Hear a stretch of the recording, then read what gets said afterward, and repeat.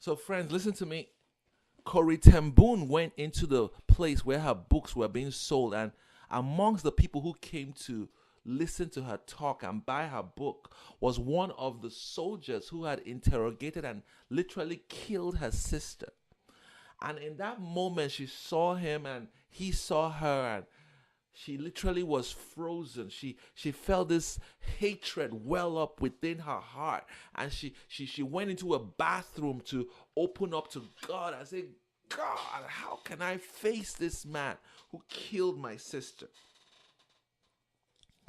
And after that, God spoke to her and said, reminded her what her sister always said. Her sister had a quote that Corrie Ten Boom never forgot. Her sister used to say, there is no pit so dark that the love of God is not deeper still.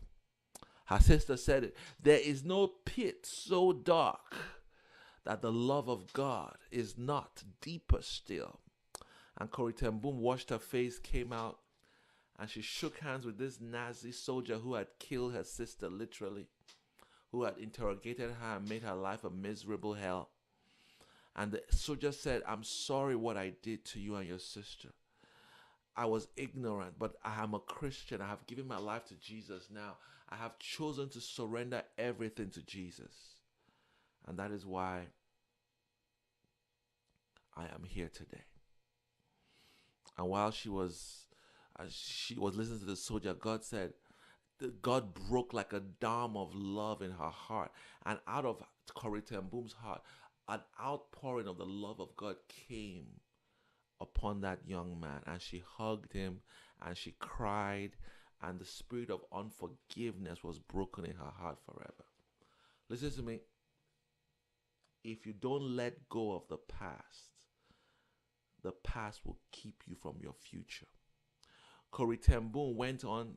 She lived almost 90 something years old. I can't remember, maybe 95, 96, 93 or so, but she ended up writing more books, preaching in America, making a movie possible about her life, and became a resounding testimony of the power of God.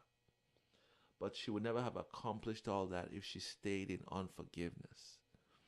I believe in the book of Matthew chapter 5, Jesus said, if you come to the altar and you have aught against your brother, he says, look, leave that.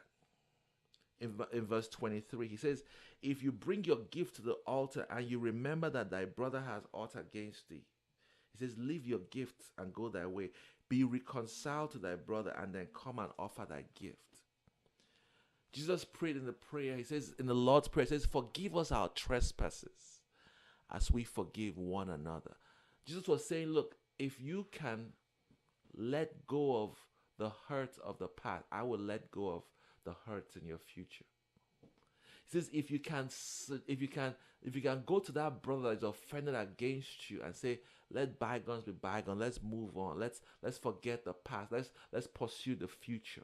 God says your prayers will be answered. Many times, friends, what holds us back from our great future is our prominent past of pain, our prominent past of unforgiveness, our prominent past of strife and of bitterness. Joseph had every right to be bitter. He was only 13. He was simply carrying out his father's instructions. He was simply wearing the coat his father gave him. He didn't try to cozy up to his father. It wasn't his fault that his father considered him the favorite child. But yet, he was an unjust recipient of the brothers' jealousy. They threw him into the pit, were about to kill him, and then they sold him for 20 shekels of silver. Listen to me. When Joseph saw his brothers, he wept. He cried. And he told them, you meant it for evil, but God has turned it around for good. He said, when Manasseh was born, he said that, for God has caused me to forget. Joseph truly had forgotten the evils his brother had done to him.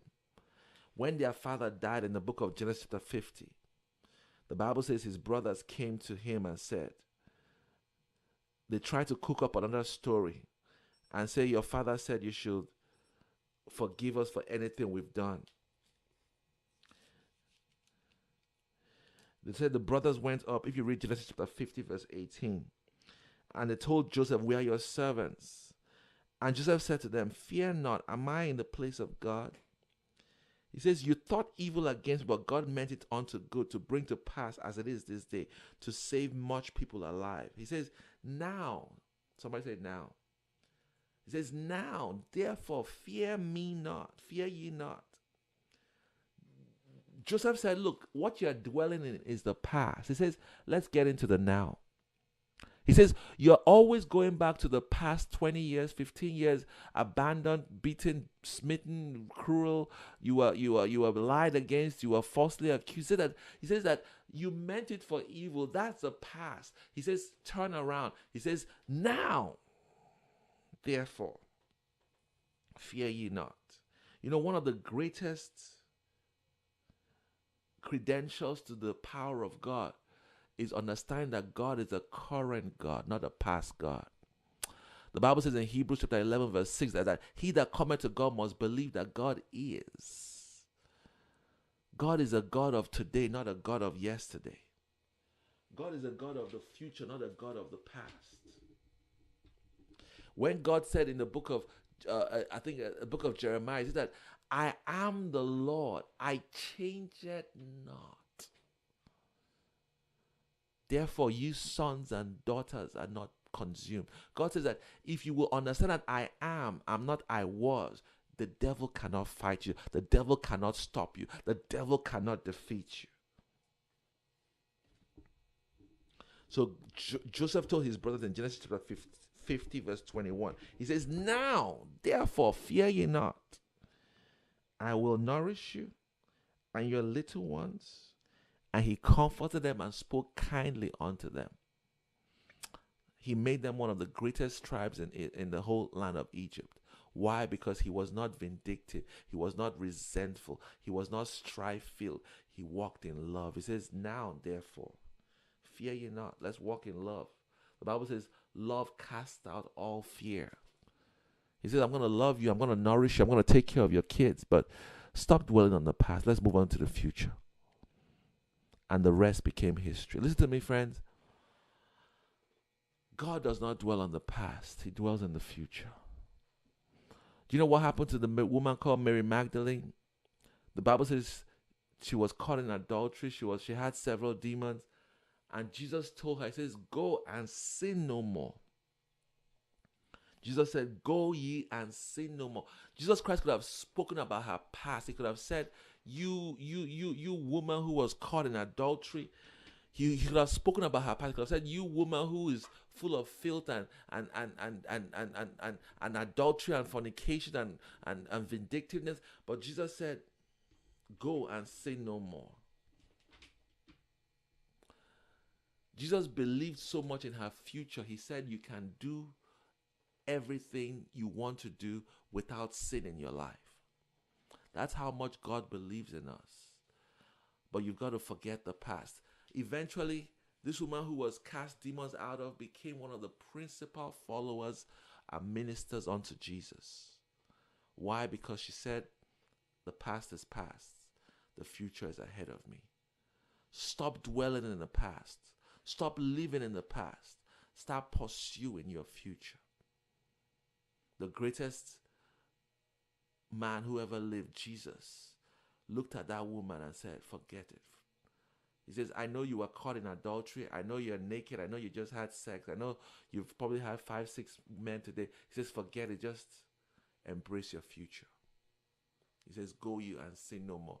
The woman at the well, the Samaritan woman at the well, Jesus said, he says, "If you drink this water I'm giving you," he says that you will never thirst again. You will never thirst again. Jesus said, "I know the problems you've had. I know you've had 5 husbands. I know you're living with the 6th man and he's not your husband. I know they're taking advantage of you. I know the whole town hates you. That's why you've come to draw water at 12 noon instead of at early in the morning when people come out to draw water. I know you're forsaken, you're fearful, you're intimidated, you're holding grudges against how life has been unfair, against people who have accused you falsely." But that God, Jesus told her, he says, "I have a future plan for you. so that you will never be thirsty again. Jesus did not emphasize her past, he projected her future. This woman became the greatest missionary to the Samaritan world that the world has ever seen. Why? Because Jesus was willing to forget her past and enter into her future. In the book of Zechariah chapter 3, the Bible talks about the high priest, Joshua. He was clothed with filthy garments. And while he was clothed with filthy garments, an angel was standing beside him, and the devil was standing to accuse him. And the angel spoke to the devil and said, "The Lord rebuke thee." And the Bible says the angel commanded the people to change his garments. And the Bible says that after that, God became a source of reference, a glorious point of reference for that high priest. Why? Because the angel that spoke to him did not command, did not emphasize on his dirty garments. The Bible says God put a fair, rich garment on him. God was speaking about his future and not about his past. Listen to me. When God thinks about you, he has a future in mind for you.